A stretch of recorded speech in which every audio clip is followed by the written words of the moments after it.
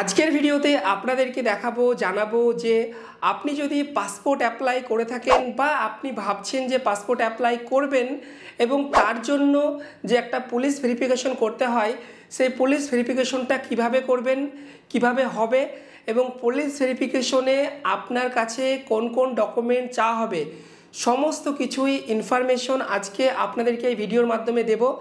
কারণ আমি recently passport apply করেছি এবং আমার যে অভিজ্ঞতা, আমার যে এক্সপিরিয়েন্স পাসপোর্ট অ্যাপ্লাই করা থেকে পুলিশ ভেরিফিকেশন পর্যন্ত সবটাই কিন্তু আপনাদের সাথে শেয়ার করব, যাতে করে যারা নতুন রয়েছেন পাসপোর্ট অ্যাপ্লাইয়ে তাদের অনেকটাই হেল্প হবে এই ভিডিওটি দেখে। তো চলুন একদম ভিডিওটি প্রথম থেকে স্টার্ট করি এবং আপনাদের সকলকে পুরো ইনফরমেশন দিই। এবং তার আগে ছোট্ট করে বলে নিই, যদি আপনারা আমার চ্যানেলে নতুন হয়ে থাকেন তো প্লিজ চ্যানেলটিকে সাবস্ক্রাইব করে নেবেন, আর ভিডিওটি যদি আপনার কাছে একটু হলেও হেল্পফুল মনে হয় তাহলে অবশ্যই ভিডিওটা একটা লাইক করে নেবেন। তো চলুন ভিডিওটি স্টার্ট করি। তো বন্ধুরা দেখুন, যখন আপনি ফার্স্ট টাইম পাসপোর্ট অ্যাপ্লাই করবেন, আপনারা ভালো করে জানেন পাসপোর্ট অনলাইন থেকে অ্যাপ্লাই করতে হয়। তো পাসপোর্ট অ্যাপ্লাই করার পর আপনাদের যেদিন অ্যাপয়েন্টমেন্ট হবে, ডেট থাকবে, সেই দিনকে আপনারা পাসপোর্ট আপনার যে অফিস সিলেক্ট করবেন সেই পাসপোর্ট সেবা কেন্দ্রে আপনাকে যেতে হবে।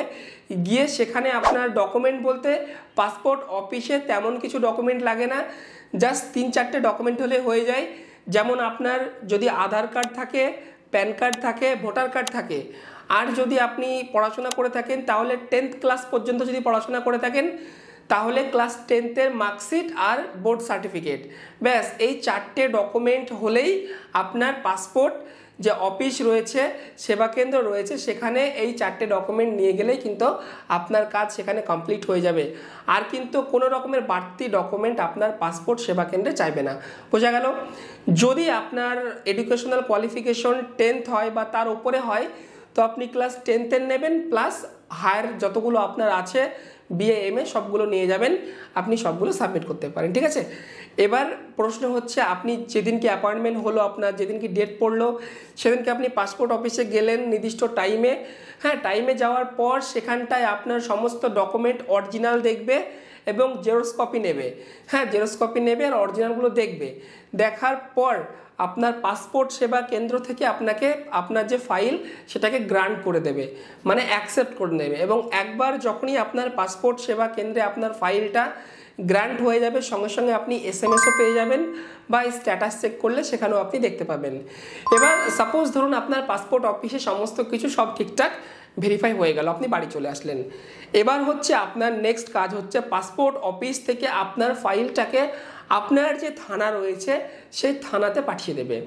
আপনি যখন বাড়িতে আসবেন, স্ট্যাটাস চেক করবেন, তখন দেখবেন আপনাকে স্ট্যাটাসে দেখাবে যে ফিজিক্যাল পুলিশ ভেরিফিকেশন পেন্ডিং দেখাবে। হ্যাঁ, তো এর পরের প্রসেস হচ্ছে পাসপোর্ট অফিস থেকে আসার পর আপনার ফিজিক্যাল পুলিশ ভেরিফিকেশন হবে। এবার এই ফিজিক্যাল পুলিশ ভেরিফিকেশনটা কিন্তু আপনার বাড়িতে এসেই হবে। আগে প্রসেস ছিল যে ফিজিক্যাল পুলিশ ভেরিফিকেশন করার জন্য আপনার বাড়িতে প্রথমে বলতে আসতো এবং তারা আপনাকে অফিসে ডাকতো, DIB অফিসে, সেখানে গিয়ে করতে হতো। বাট এখন হয়ে গেছে সম্পূর্ণ নিয়ম চেঞ্জ। এখন পুলিশ ভেরিফিকেশনের জন্য আপনাকে আগে থানা থেকে কল করবে যিনি করবেন তিনি, এবং আপনাকে বলবে যে আজকে কিংবা কালকে আপনার পুলিশ ভেরিফিকেশন হবে, আপনি আপনার সমস্ত ডকুমেন্ট অরিজিনাল রেডি রাখবেন। এবার প্রশ্ন হচ্ছে যে এই পুলিশ ভেরিফিকেশনে কি কি চাওয়া হবে, কি কি ডকুমেন্ট দেখতে চাওয়া হবে, এটাই হচ্ছে সব থেকে বড়। কারণ পাসপোর্ট অফিসে তো আপনার ফাইল গ্রান্ট হয়ে গেছে, এবার যদি পুলিশ ভেরিফিকেশনটাই মানে আপনার ফাইলটা যদি তারা অ্যাকসেপ্ট না করে, অ্যাপ্রুভ না করে, তাহলে কিন্তু আপনার পাসপোর্ট আর হবে না। সবটাই ডিপেন্ড করছে আপনার এই পুলিশ ভেরিফিকেশনের ওপর। এবার আপনি যেদিনকে পাসপোর্ট জমা দিয়ে আসবেন পাসপোর্ট সেবা কেন্দ্রে, তার পরের দিন বা 2 দিন পর বা 3 দিন পর বা 1 সপ্তাহ পর কিংবা ম্যাক্সিমাম 21 দিন পর্যন্ত টাইম লাগে এই পুলিশ ভেরিফিকেশন। পুলিশ আপনার বাড়িতে এসে ভেরিফাই করবে, এটা 21 দিন পর্যন্ত ম্যাক্সিমাম টাইম। তার মধ্যে যে কোনো একদিন আসবে, আসার আগে অবশ্যই আপনাকে কল করবে। তো এখন প্রশ্ন হচ্ছে তারা আপনার বাড়িতে এসে কি করবে। তো পুলিশ আপনার বাড়িতে আসবে, নির্দিষ্ট আধিকারিক আপনার বাড়িতে আসবে, একটা বড় ট্যাব নিয়ে আসবে এবং আপনার বাড়িতে এসেই আপনার কাছে সমস্ত ডকুমেন্ট অরিজিনাল তারা দেখবে এবং সেই ডকুমেন্টগুলো ট্যাবে সঙ্গে সঙ্গে ফটো তুলে অনলাইন থেকেই আপনার বাড়ি থেকেই আপনার ফাইলটা এখানে সাবমিট হয়ে যাবে। হ্যাঁ, এবার ডকুমেন্ট কী কী লাগবে দেখুন, পুলিশ ভেরিফিকেশনে যদি আপনি অ্যাপ্লাই করে থাকেন তাহলে আপনার এখানে কিছু জিনিস তারা দেখতে চাইবে। প্রথমত হচ্ছে আপনি ইন্ডিয়ার একজন নাগরিক কিনা, আপনি যে ঠিকানায় থাকেন সেই ঠিকানায় আপনি স্থায়ীভাবে থাকেন কিনা।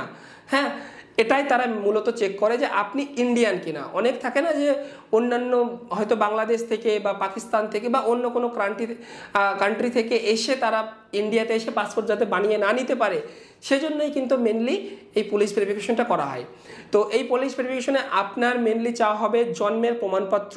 তো জন্মের প্রমাণপত্রতে মেনলি আপনার কাছে যদি আপনার জন্মের সার্টিফিকেট থাকে, মানে বার্থ সার্টিফিকেট থাকে, তাহলে কোনো প্রবলেম নেই, আপনার বার্থ সার্টিফিকেটটা অ্যাকসেপ্ট হয়ে যাবে এবং তার সাথে আপনার আইডি প্রুফ মানে আপনার আধার কার্ড বা প্যান কার্ড দিতে পারেন, সেটা আইডি প্রুফ হিসেবে চলে যাবে এবং অ্যাড্রেস প্রুফ সেটাও আপনার আধার কার্ড দিলেও হয়ে যাবে। তো মেন হচ্ছে বার্থ সার্টিফিকেট। এবার অনেকেই রয়েছেন যাদের বার্থ সার্টিফিকেট নেই, হয়তো আপনার জন্মের তারিখ 1990 বা তার আগে বা 95 এরকম টাইমে আপনার জন্ম হয়েছে, সেই সময় বার্থ সার্টিফিকেট হয়নি, আপনি বাড়িতে জন্মেছেন, তো সেক্ষেত্রে আপনি বার্থ সার্টিফিকেট পাবেন কোথায়, তাই না? তো এক্ষেত্রেও কিন্তু বার্থ সার্টিফিকেট না থাকলেও আপনার কাছে এক্সট্রা কিছু ডকুমেন্ট চাইবে, যেমন আপনার যেহেতু আপনার বয়সের প্রমাণপত্র দিতে পারছেন না, জন্মের প্রমাণপত্র, তো সেক্ষেত্রে তারা দেখবে আপনার ফ্যামিলির আপনার বাবা বা আপনার দাদু তারা ইন্ডিয়ান নাগরিক কিনা। তার জন্য তারা আপনার বাবার যদি পাসপোর্ট থাকে তাহলে তো ভালোই, সেটা দেখবে, বা আপনার দাদুর পাসপোর্ট থাকলে সেটা দেখবে, বা ধরুন আপনার বাবার যদি জমির দলিল থাকে, কাগজ থাকে, রেকর্ড বা দলিল বা পর্চা, সেগুলো দেখবে।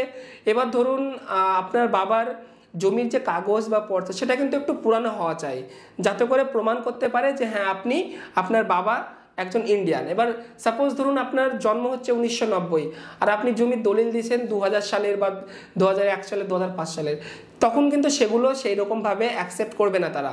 হ্যাঁ, তারা বলবে আপনাকে আরও আগেকার আপনার জমির কাগজ দেন। তো সেক্ষেত্রে আপনার বাবার যদি থাকে ভালো, না হলে আপনার দাদুর নিশ্চয়ই থাকবে, আপনার দাদুর জমির কাগজ দিলেও কিন্তু হয়ে যাবে, ঠিক আছে? তো মেনলি হচ্ছে আপনার বার্থ সার্টিফিকেট থাকলে ভালো, না থাকলে জমির একটা কাগজ দিতে হবে, সেটাতেই কিন্তু অ্যাকসেপ্ট হয়ে যাবে। আর তাছাড়া আপনার বাবা মায়ের ভোটার কার্ড, আধার কার্ড, রেশন কার্ড, এগুলো তো থাকতেই হবে, এগুলো দেখবে, আপনারও সেগুলো থাকতে হবে। এছাড়া আপনারা অবশ্যই একটা পঞ্চায়েত থেকে বাসিন্দার সার্টিফিকেট এবং একটা ক্যারেক্টার সার্টিফিকেট অবশ্যই তুলে রাখবেন, সেটাও তারা দেখবে। এই জিনিসগুলো কিন্তু আপনার পুলিশ ভেরিফিকেশনে লাগবে। এবার যেদিন কি পুলিশ আপনার বাড়িতে আসবে, আপনার পুলিশ ভেরিফিকেশন করবে, করার পর তারা ট্যাবে সমস্ত ছবি তুলবে, যার নামে পাসপোর্ট হচ্ছে তারও ফটো তুলবে, পুরো ফর্ম খুলে যাবে কিন্তু। হ্যাঁ, তো সঙ্গে সঙ্গে আপনার বাড়ি থেকেই তারা সাবমিট করবে। অনেক ক্ষেত্রে দেখা যায় যে আপনার বাড়ি থেকে সাবমিট হলো না, হ্যাঁ পরে সাবমিট হয়, এরকমও হতে পারে।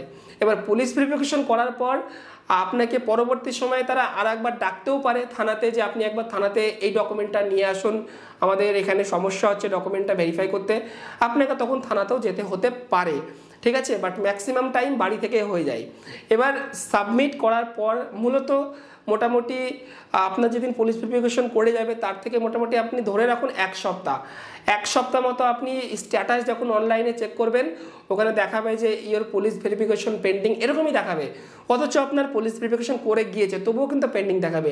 মোটামুটি 1 সপ্তাহ বা 4 দিন 5 দিন ওয়েট করবেন, দেখবেন যে ওখানটায় ওই পেন্ডিং পুলিশ ভেরিফিকেশন দেখাচ্ছিল সেটা ওখান থেকে কেটে যাবে, কেটে গিয়ে দেখাবে যে your police verification report submitted এবং সেন্ড টু এসপি অফিস, মানে আপনার থানা থেকে এসপি অফিসে আপনার রিপোর্টটা তারা পাঠিয়ে দেবে এবং এসপি অফিসে মোটামুটি 4-5 দিন ওখানেও আন্ডার রিভিউ থাকবে, তারা ভেরিফাই করবে, সমস্ত তথ্য যাচাই করবে।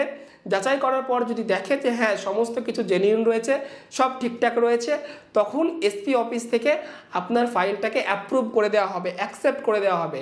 তারপরই কিন্তু আপনারা পাসপোর্টটা আপনার এখানে আন্ডার প্রিন্টিংয়ে চলে যাবে এবং আপনার পাসপোর্টটা প্রিন্টিংয়ে যাবে, ল্যামিনেশন হবে, কোয়ালিটি চেক হবে, এবং সেটাও কিন্তু মোটামুটি 3-4 দিনের একটা প্রসেস।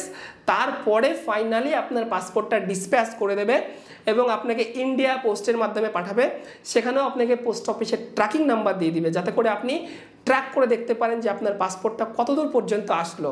হ্যাঁ, তো এই যে প্রসেস বন্ধুরা যদি আপনাকে বলি কতদিন টাইম লাগছে পাসপোর্ট অফিসে, ফাইনাল ডকুমেন্ট দিয়ে আসার পর, সাবমিট করার পর টোটাল পাসপোর্টটা হাতে পেতে কতদিন লাগবে? তো আপনি ধরে রাখুন মোটামুটি 15 থেকে 20 দিন মতো টাইম লাগবে আপনার পাসপোর্ট অফিসে, মানে পাসপোর্ট সেবা কেন্দ্রে ডকুমেন্ট ভেরিফাই করার পর, পুলিশ ভেরিফিকেশন হতে, সেটা অ্যাপ্রুভ হতে, এসপি অফিসে যেতে, পাসপোর্ট প্রিন্টিং হতে, বাই পোস্টে বাড়িতে আসতে মোটামুটি আপনার ধরে থাকুন 15 থেকে 20 দিন মতো ম্যাক্সিমাম টাইম লাগবে। এর মধ্যেই আপনি পাসপোর্ট হাতে পেয়ে যাবেন। তো আশা করি যারা নতুন রয়েছেন, পাসপোর্ট করবেন ভাবছেন, আপনাদের মনের মধ্যে একটা প্রশ্ন ছিল, তো এই ভিডিওটা দেখার পরে একটু হলেও আপনাদের প্রশ্নগুলো আমি অ্যান্সার করতে পেরেছি। তো যদি ভিডিওটি ভালো লাগে আবারও বলবো একটা ভিডিওটা লাইক করে দেবেন, চ্যানেলে নতুন হলে অবশ্যই চ্যানেলটিকে সাবস্ক্রাইব করে দেবেন। তো আজকের জন্য এই পর্যন্তই, দেখা হবে পরবর্তী এরকমই আর একটা ফ্রেশ ভিডিওতে। ততক্ষণের জন্য আপনারা সবাই ভালো থাকবেন, সুস্থ থাকবেন।